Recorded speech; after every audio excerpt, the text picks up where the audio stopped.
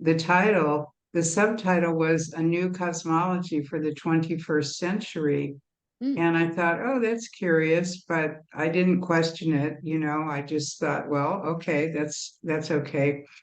And what I realized about the 21st century, because I received this in 2004, very early into the new century, and what I realized about it was that because it's information from Venus that concerns moving into the heart center, that it is a very important message for all of us for the 21st century because we're so lost in information and every day the mind, the brain, it's being overloaded, overworked, and it's causing people to kind of lose it, where we have our brain so stuffed with material, that by the end of our lives, we don't have a brain anymore, to a conscious a way of really being able to communicate, and which is sad.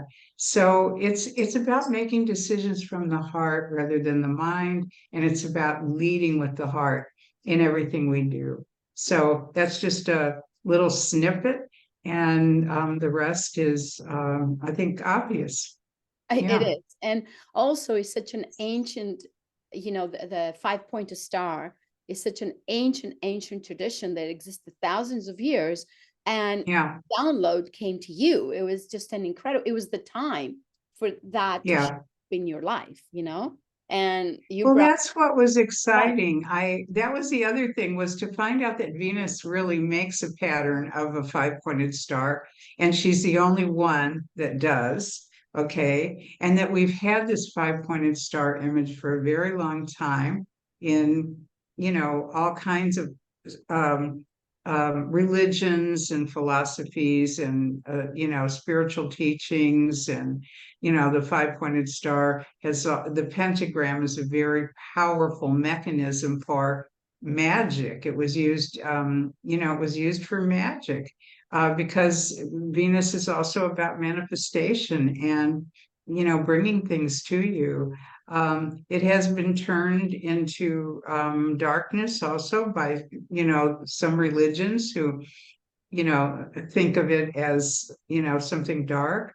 But it's only the only darkness about Venus is the fear of love, and it does represent the feminine and the empowerment of the feminine. And so, if you're afraid of that, and if you think that's dark, well, then you're not in the Venus religion. You're somewhere else. That's how I Well, feel. also for me, because I go to Egypt a lot, and I know you've been there, you see the five-pointed star Yeah, all over the walls, and specifically right. of the temples and things like that. But I have something to admit. A few years ago, when I was still in Sedona, this group of women got together and we decided to create a five-pointed star. We had no idea about your book. We had no idea because we didn't connect it astrologically. And we created this five-pointed star for us to manifest things in our lives. And we sat and drawed it and, put things that we want to manifest. And I just found it the other day, and look at it. I'm not joking. You see that? Wow. You see that? That's it. That's it. That is it. And we So put, you were surrounding yourself with Venus. yeah, even before I knew about your book, even before, with this group of women, we just got it intuitively to sit there and do it. And then I met you, and now the whole thing is getting explained in my life, So Yeah. Venus is Well, very I think strong. I think a lot of ancient cultures, even, okay, before Greece, Greece is named Aphrodite here, or Aphrodite, the way we say it in English. It was Venus, and the Romans made it into Venus, Mhm. which is also the planet. But before that, she was Ishtar and Inanna, and she has a long history going back. Isis, the three eyes. I say Ishtar, Inanna, and Isis, the three eyes. The three eyes. Um, but she is basically, the planet Venus in the sky represents them all. Like Venus in the sky was looked at in all of these cultures. You might even go so far as to say she was worshipped because there she was, and they tracked her. We have a lot more information actually on the ancient planet Venus than any other planet, Wow. because the ancient sky watchers were fascinated by her brightness, the way she rose to the height, and then the way she fell again and disappeared from view for a while, and then she would disappear in the morning, and then pretty soon, some days later, a couple of months later, she'd come back in the night sky and appear again, and then she'd disappear and come back in the morning. So, she has a beautiful orbit, a very symmetrical cycle, which creates that five-pointed star. And I try to bring people, when we do workshops on it, I try to bring people like what you did, to create actual things like that, where you are surrounded by the star, the loving presence of Venus, and you're connecting to your heart, and you're seeing all 5 points of your star in your chart and how it works in your life. And it just, it's a beautiful presence to be working with, I must say, It is. And also, for us women to be, and men, of course, to be connected with this ancient tradition, and you brought it into life in a new way. But we're going to talk about that in another video, because we have so Right, much to say about, the Venus star point, and so much right, about people. But this time I should have done maybe that interview first, and then do what's for the year. But it's okay. We go what spirit tells us to do, correct? It's just part of right, whatever intuitive. right, I did something, a few years ago that I had no idea about the book. And, in the Vedic astrology, we don't talk about the Venus star point. So, that's more of a right.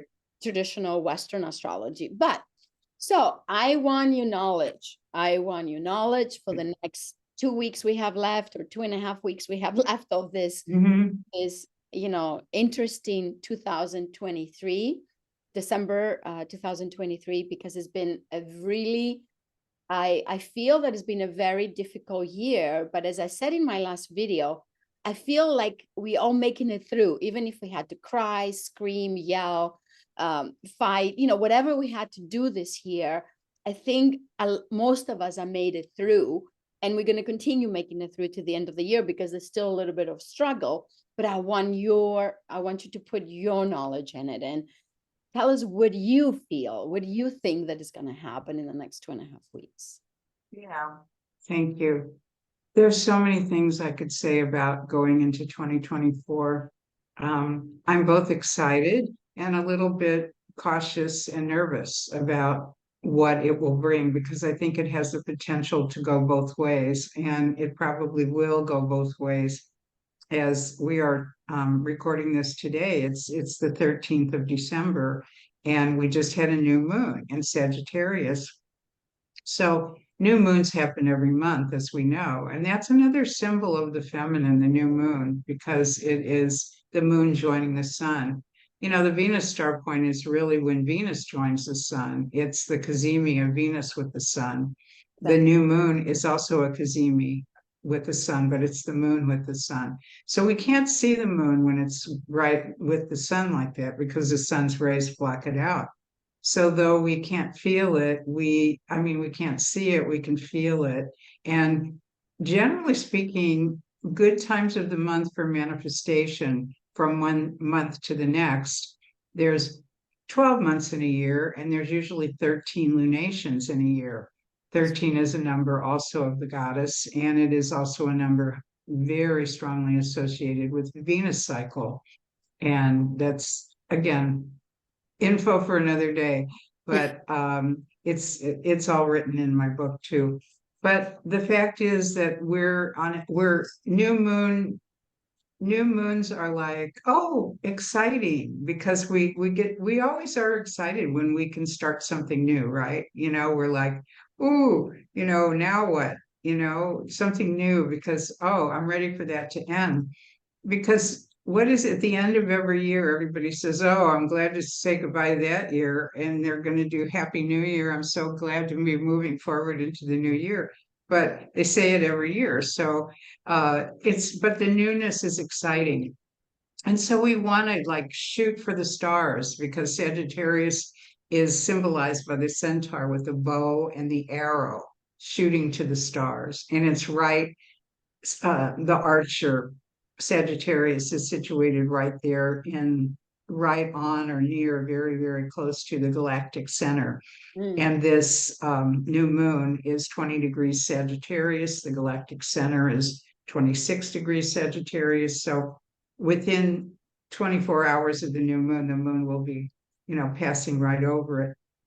So what I would say to that is think big, shoot for the stars. We also have a square to Neptune happening with this new moon. And so we may not know exactly how everything's all going to come out. We may be feeling a bit confusion. We may be dreaming something really, really big, and may have to realize as we go into 2024 that the dream can still happen, but it needs to be scaled down a little. That, we can't maybe go as huge as we thought it could be, but, take it step by step. So that's an important component too. So I don't know how you feel about this, but I'm sure you feel the same, right? That new Yeah. moons are bright new beginnings. Yes, they are. And also, I feel that manifestation that you're talking, that we need to think of something really big. And even if we have to tone it down as the year comes at 2024, we're still going to reach that goal. That's what I feel, because we kind of done the work. That's what I mean. We've been through a really, difficult times, and we're surviving it. So it's okay to think big. I think it's the best thing. Yeah, Think big like that. And of course, it's Mercury going Retrograde to, today. So yeah, because when we go into 2024, the thing about thinking big is Jupiter, which is Sagittarius, is, that's why I was saying, this new moon is about thinking big. And Saturn is about coming down to earth, trimming expectations, staying within a budget, doing things that are necessary. It's dieting after the excesses of the new year, because Capricorn comes in right around Christmas, right around the solstice and Christmas, and we're party, party, party. But then we go into January, and it's like, okay, diet, diet, diet. So, that's the metaphor. Not everybody does that, but the metaphor is that in Sagittarius time, we're buying, we're spending, we're buying gifts for people, we're celebrating, we're eating a lot of sweets, we may be drinking more than we normally do, we're socializing, and that's all good because it's nice to celebrate with friends, family, whatever. But then comes the reality that follows it, Capricorn, which is, okay, now I have to diet. Now the credit card bills are coming in. Now, I have to, face reality. But the good news, I think, as we start 2024, especially, is that Jupiter and Saturn, which represent those two signs, are actually in a very cooperative relationship. yeah, Jupiter starts the year in early Taurus, having just gone direct, and the are yeah really close to being direct, and the Saturn's in early Pisces, having just gone direct. So the two are in what we call a sextile relationship, that's 60 degrees apart. That they will actually be not exactly the 60 degrees, because Jupiter won't, Jupiter moves faster than Saturn, so they're not going to be exactly sextile, but they will be by sign and within orb. So what I'm saying is that there's a cooperation. Jupiter says, expand, shoot for the stars. Saturn says, be realistic, practical, budget, etc. But I won't say they cancel each other out, but they do neutralize the excesses of each other, yeah. so that they bring the two into balance more. And they say, and they sit down at the table and they discuss, okay, this is what I want, this is what you want. No, you can't have this, but you can have that. Okay, I want 10,000 for that project. Well, sorry, can't give you 10,000, but I can give you 5,000. It's sort of like Well, negotiation and we will balance. work it out. Yeah. Yeah. And it's kind of interesting because I always felt, that that happens between Jupiter and Saturn when they do that. That's like one gives you and expands you, and then the other one just kind of holds you back in a good way, because then it rewards you. Saturn will reward you if you focus on the good things. It's not that it's going to take everything away. So, because a lot of people are afraid of Saturn also, they're like, oh, Jupiter is great. But a lot of people are afraid of Saturn. And I want to say we should not afraid of Saturn. I think Saturn gives it to us, but we have to put a lot of hard work in there. We have to do it with knowledge and sincerity and really understanding of what's going on around us, instead of being totally excessive, because Zeus had everything in access. That's why Jupiter gives it in access, and Kronos didn't. So going back to ancient mythology, the Greek mythology. Yeah. So what do you feel about the next, what do you feel about Mercury retrograding, as we're doing the video today, actually? So that was the other piece. We feel expansive. It's a new moon. We're excited. We want to get going on things. However, Mercury is just now turning retrograde. Now, I don't think people should be afraid of Mercury retrograde. They should not be afraid to do things, because life goes on.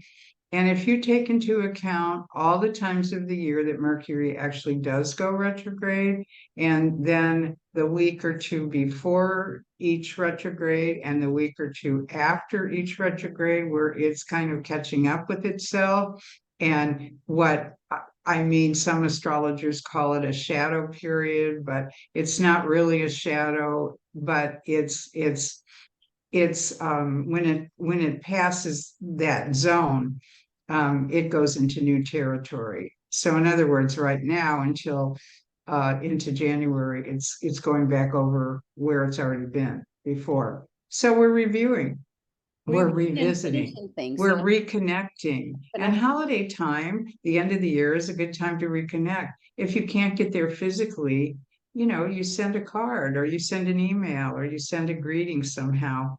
My theme for this solstice period, which is coming up, is friends, is to reach out to our friends all over the world, because we are really so enriched by our friendships and our community circles.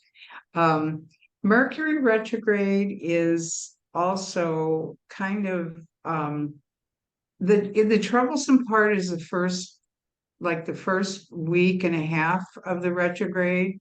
Mhm. And then after about the 22nd, it makes its cazimi with the sun, Mm. and then it's going back out again. So it's like it's going into the deepest part of the retrograde, and then it's going to cycle back out again. So as we come out of it after the 22nd, 23rd, but Mercury is the messenger god. Mercury rules travel and mail and communications and delivery of packages. And so and things like computers and printers, anything that sends out communication or messages, because he's the messenger god. And so while all Mercury retrogrades can have a level of frustration, I think around the holiday time, right before the holidays, when people are mailing and sending and delivering packages all over the place, it's particularly problematic. So the main time, don't be pressured by deadlines. Try not to be pressured by deadlines, because when Mercury's retrograde, I say the world is in a collective place of spaciness. And I think of the retrogrades, especially Venus retrograde, which I've worked with a lot, as a time when she's pretty much saying, don't bother me now. I'm doing my own thing. I'm taking off. So Mercury is saying, don't bother me now. Well, don't bother me. You're the one who delivers all the things, all the little goodies and all the kids' stockings around the world. So what are you saying? Don't bother me, but anyway, and I think in our previous Mercury retrogrades this year, we saw a lot of unions go on strike. People just stopped working. So a lot of times, Mercury retrograde does go with the stoppage of work, because it's sort of like give the mind a rest. Yeah. Don't be, trying to feverishly create content all the time and put things out there and new, it's a good time to go back if you're working on a creative project, and let it sit for a while and breathe and then come back to it. I'm a writer, so I like this time to, um, go back and edit, or, let it sit, come back to it, come back to it later. But I think it's a good time to just pause and reflect. It's like put the pause button on many of your activities of the day and keep things more simple.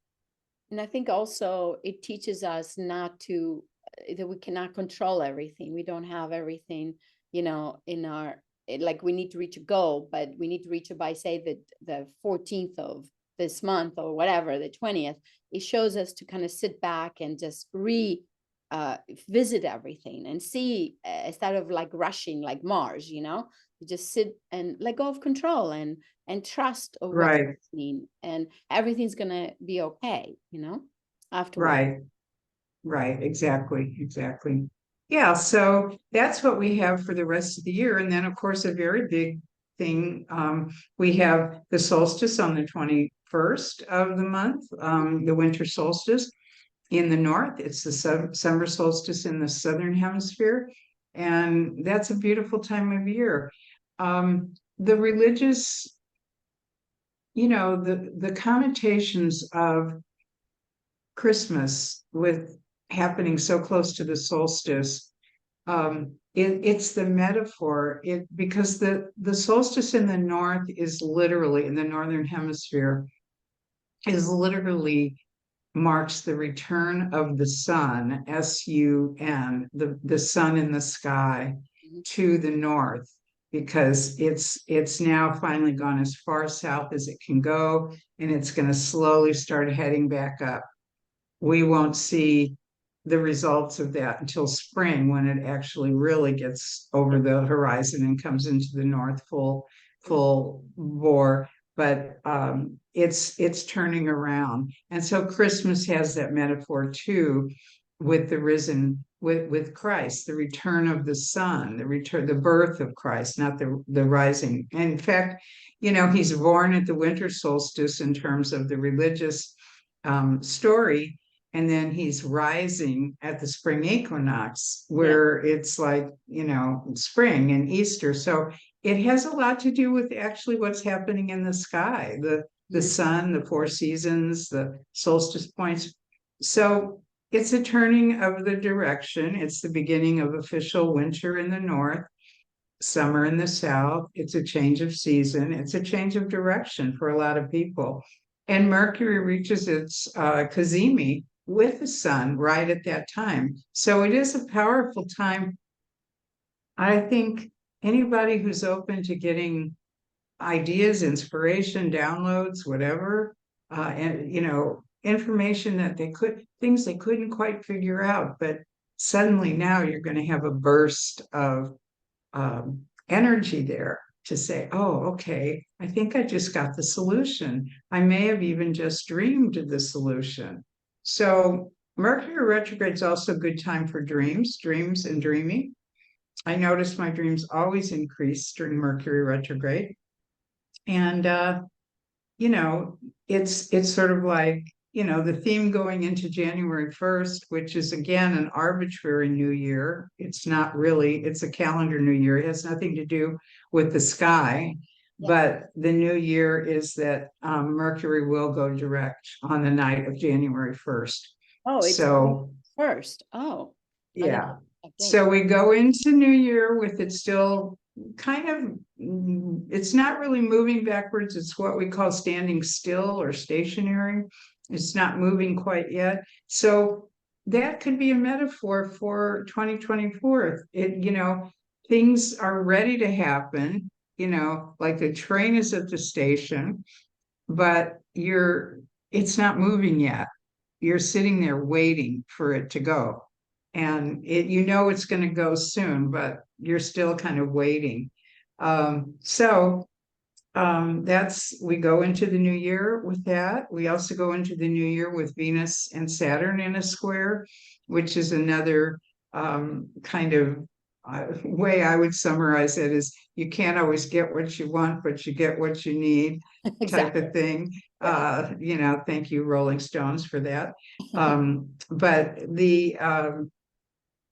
it's again a little bit more of the sobering effect. Oh, I have to pay the bills now on all the parties all the things I did, over the holidays. Or I have to get back to work now after all this leisure time. Or I realize now I feel a little more pressured to get things done because I haven't been paying attention while this Mercury was retrograding, while the holidays were happening. So I think we enter the new year with a sort of get to it business, back to business, back to what we need to do. But remember also to stay in the heart and to not feel like you're pushing.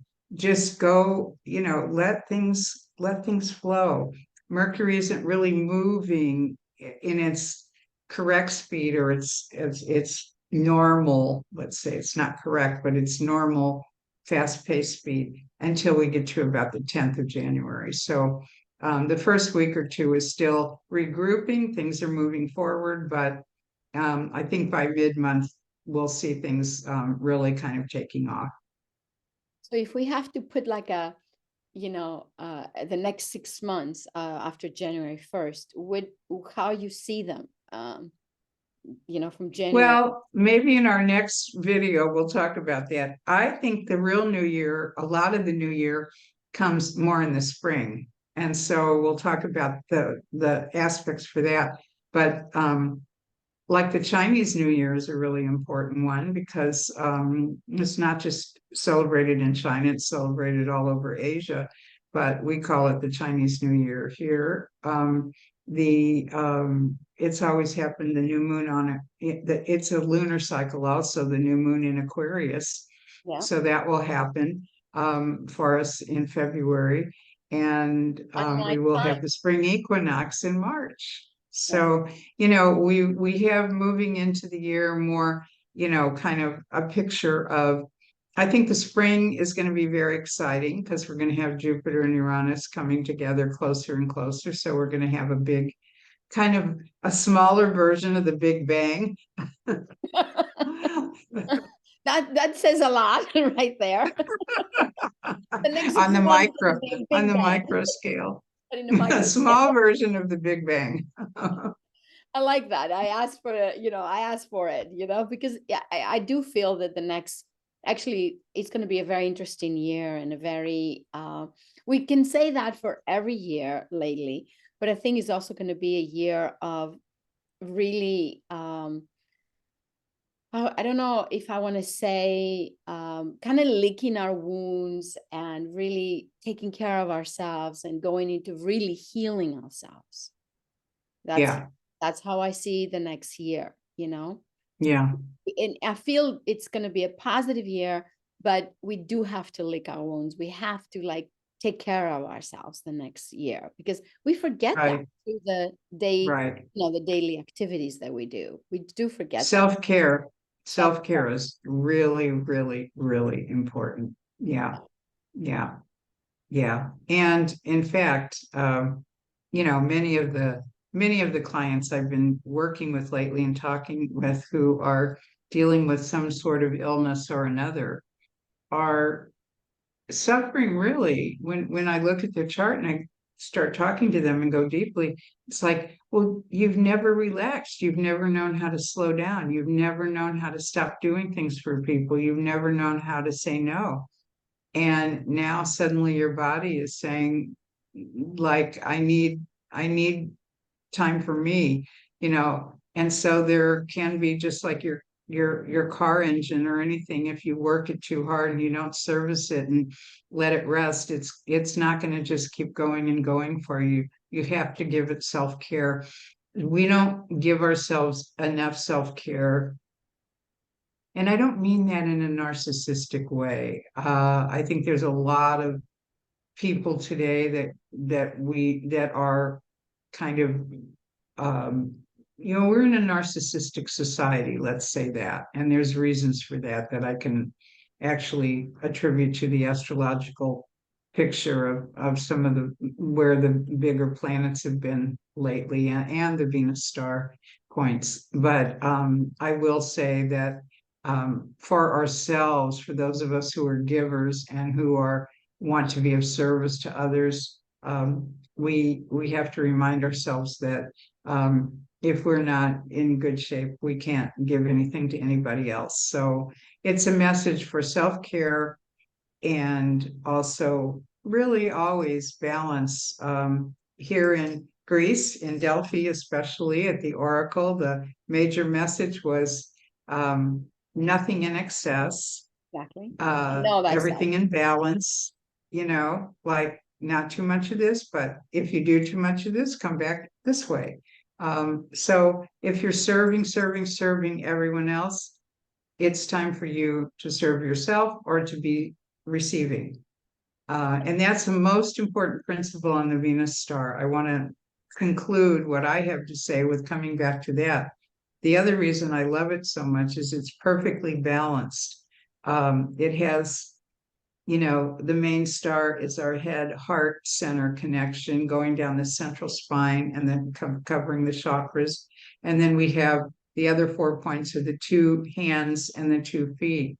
And so you can see by looking at the star whether somebody is leaning too much to the left or leaning too much to the right, or leaning too much up here to the stars and not enough to the earth, or too much down here on the earth and not enough up here. So it all has to do with balance, and the way the Venus star goes around, it gives us a chance every time it changes to balance another part of our particular body.